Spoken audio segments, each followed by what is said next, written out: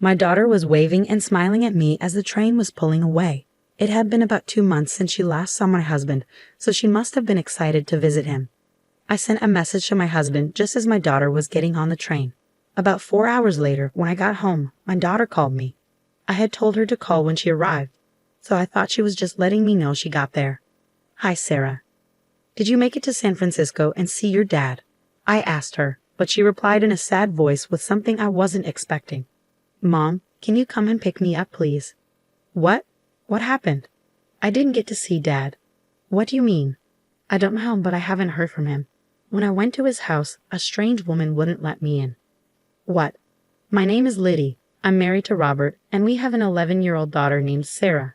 I had Sarah while I was still in college, so I'm 32 now. After Sarah was born, I finished college with help from my parents.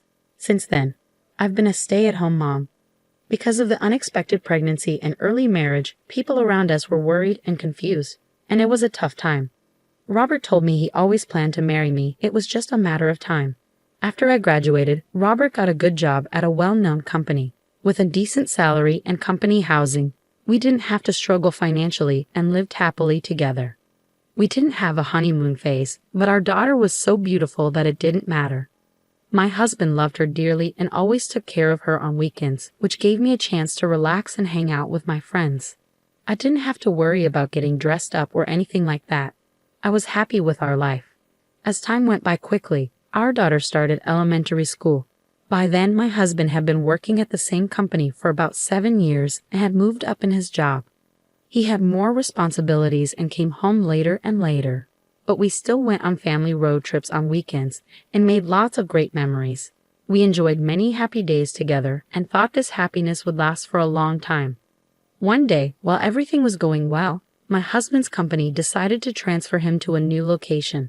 Despite our concerns about him moving, especially since our daughter is now 11, his job was too important to ignore. He had previously refused to move because our daughter was younger, but that was no longer a valid reason. This new job was crucial for his career. His company is large, so they have many people who could take his place. But this move was necessary for him to advance further in his career. With our daughter going into junior high and high school soon, and with future college expenses to consider, I agreed to the transfer, hoping it would help him in the long run. I was told the assignment would last about 6 months, which seemed manageable. Our daughter was worried about being apart from her dad, as she loves him very much. My husband promised her he would call every day, do his best to keep her from feeling lonely, and even meet up with her on weekends. I know he cares deeply about his family, and even if he's living away from us, he will still make time for our daughter. She said, "Okay, I'll be sad that I won't see Daddy as much as I'd like, but I'll manage." My daughter and I waved goodbye to him with smiles. About 3 days later, my husband called us on a video phone and spent a long time talking with our daughter. He called before she even started to miss him. It was so cute and heartwarming to see them chatting. It felt like my husband and daughter were really close. During the first weekend, he was too busy to visit, but the next week, he managed to come home on Friday. I was really grateful for his effort to spend time with us despite his busy schedule. My daughter was thrilled to have dinner with him after such a long time. However, about 2 months after he started his new job, his behavior changed. He used to call our daughter for a video chat every 3 days. But those calls became less frequent and then stopped altogether. I knew he was busy with work and managing everything on his own, so I didn't want to pressure him too much to stay in touch. I figured once he settled into his new job, he'd have more chances to socialize with his colleagues. Even though I didn't push him to call, his contact with us became rare, and he started coming home less often. I told my daughter that her dad was busy, but I could see she was upset, even if she didn't say it. I knew he was swamped, but I asked him to call her for even just 5 minutes, as she seemed lonely at home. My husband apologized but didn't follow through with the calls. Her birthday was coming up this Saturday, and I hoped he might come home to surprise her. She even said, maybe Daddy will come home. But on her birthday, he didn't come or even call to wish her a happy birthday. My daughter was very disappointed. I was so frustrated that I called him several times and left messages. Lately, he hadn't been answering my calls or returning them. After about the 5th call, he finally answered. "What's going on?" You've been calling me a lot. What are you doing? What do you mean? It was Sarah's birthday today. It's Saturday and you didn't come home or even call to wish her a happy birthday. Oh, I'm really sorry about that. Sarah hasn't seen you in a long time.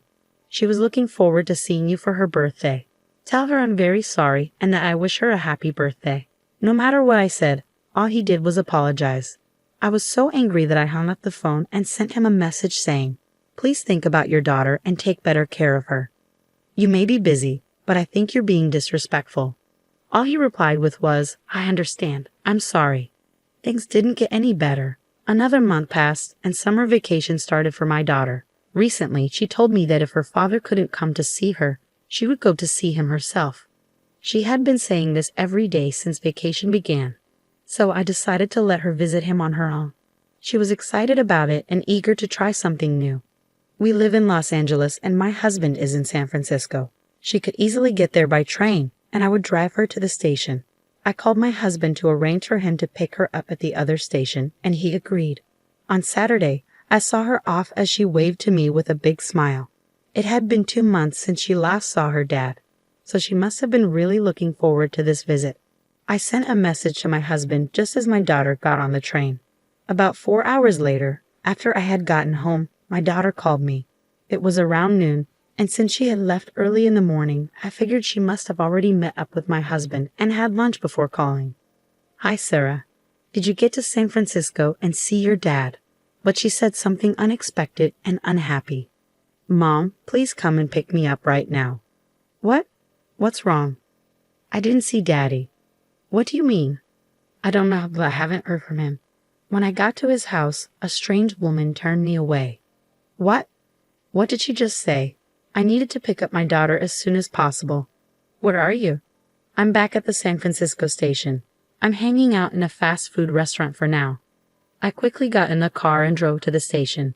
There, I bought a ticket and took the next train to San Francisco. When I finally arrived, my daughter was looking at me with tears in her eyes. We went to a nearby cafe. She was feeling down, so I ordered some famous local pancakes. When the pancakes arrived, her face brightened a bit. She seemed to enjoy them and looked a little more relaxed. I then asked her what had happened. According to her story, she couldn't reach my husband at all when she arrived at the San Francisco station. She waited for about 30 minutes, but he never showed up. So she decided to go to his house by herself. I had given her his address just in case something went wrong. Since she's really good with her smartphone, she easily found her way there using a map. When she arrived and rang the doorbell, a woman's voice answered, asking, "Who are you?" My daughter, surprised, said, "I'm here to see my dad." The woman told her to go home and not to bother seeing Daddy because she was in the way. The woman then hung up without even opening the door. So my daughter returned to the San Francisco station. I was so furious that I couldn't hold it in any longer. "If she told you not to see your dad, then we won't," I said. I took my daughter home and immediately started making plans to move out. When I told my parents what happened, they were very angry and offered to help in any way they could. For now, they let us stay with them until I could find a job. My husband called and said, "I didn't see Sarah at the station. Did something happen?" I guess the woman involved in his affair didn't tell him she had turned away his daughter. Since I hadn't received any calls from my husband on Sarah's phone when I went to pick her up, I doubted he even went to the station. I was stunned and decided to let it go for now. "Sarah got sick on the way there and had to come back," I said. "We just finished at the hospital, and I'm sorry I didn't get a chance to call you." He replied, "I see, I understand." I ended the call, saying I'd reach out if anything else came up. I was furious because it was clear he was just pretending to be concerned. For now, I decided to focus on taking action. I first sent his belongings to his address. Then, I received the results from the detective agency I had hired. I sent proof of the affair along with a certified letter to my husband's workplace. A few days later, everything should have arrived. My husband called me, sounding frantic. "Oh hey, what's going on?" "What? I just wanted to let you know what you've been up to." "Are you kidding me? We're in the middle of a huge mess here." "Of course it is. That's exactly what I was trying to show. And I can't believe you're sending my stuff here. I don't need your things, and I don't even pay rent anymore." "What?" "Sarah and I moved out of that apartment." "Oh, you moved out of the rental?" When did you leave? About a month ago. What? So no one has been living there for a month, and we still had to pay the rent. Well, that's true, but it's under your name, so it's not my concern.